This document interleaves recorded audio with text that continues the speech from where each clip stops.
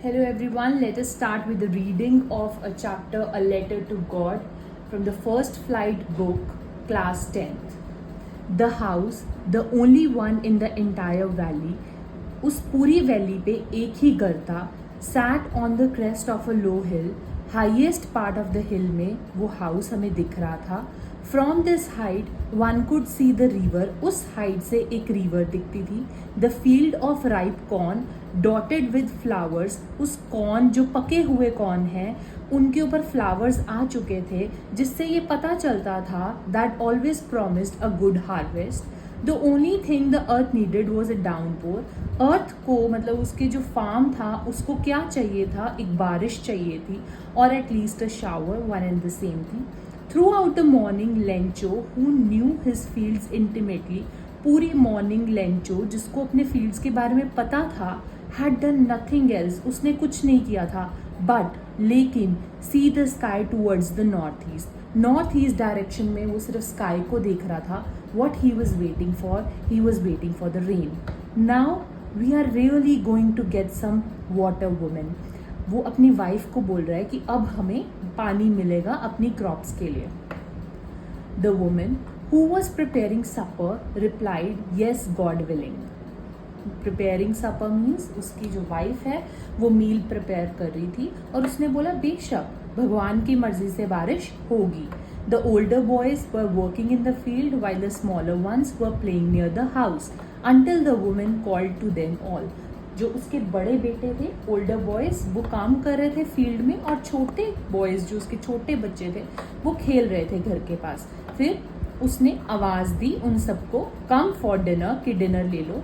It was during the meal that just as Lencho had predicted big drops of rain began to fall. Lencho ने predict किया था, who was the main character, Lencho. उसने predict किया था कि जो big drops हैं rain के वो पड़ेंगे, एंड व्हाट ही प्रिडिक्टेड वही हुआ, बारिश पड़ गई. In the north east huge mountains of clouds could be seen approaching. The air was fresh and sweet. The man went out for no other reason than to have the pleasure of feeling the rain on his body, and when he returned he exclaimed. जैसे उसने predict किया था, north east की तरफ से huge mountains, बहुत बड़े clouds जो हैं उसको देखने को मिले. ठंडी ठंडी हवा जो है चलने लग गई. मैन मीन्स लेंचो बाहर गया और उसने उस रेन को फील किया. And when he returned he exclaimed means he is expressing something with an expression. These aren't raindrops falling from the sky, they are new coins. That means he exclaimed, he expressed his feeling with happiness कि ये raindrops नहीं हैं, ये new coins हैं. What does that mean? That he is expecting good income from ripened crops.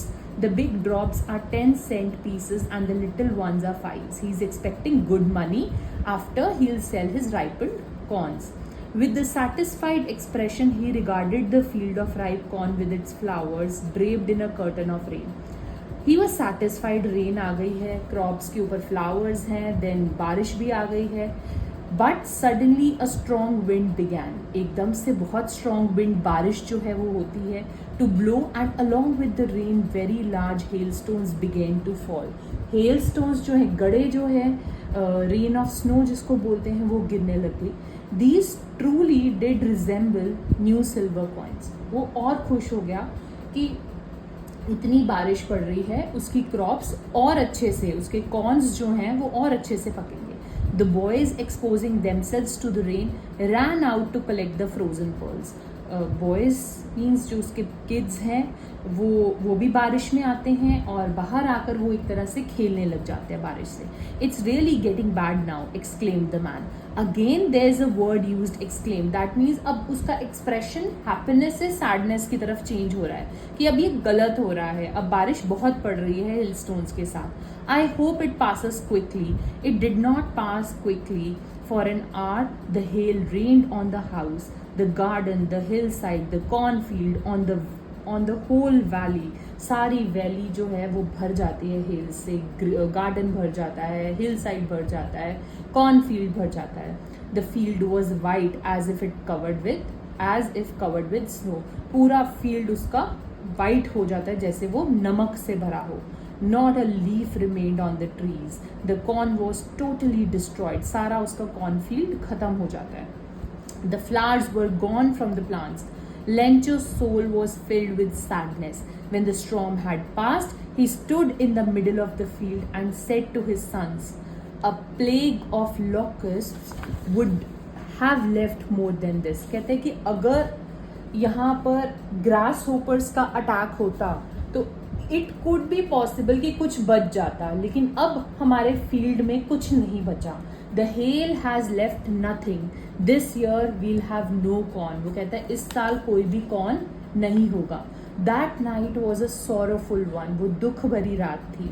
All our work for nothing. पूरे उनके time की मेहनत, पूरे उस सीजन की मेहनत जीरो हो जाती है. There is no one who can help us. we'll all go hungry this year. कि इस साल हम भूखे मरेंगे. Thanks for watching.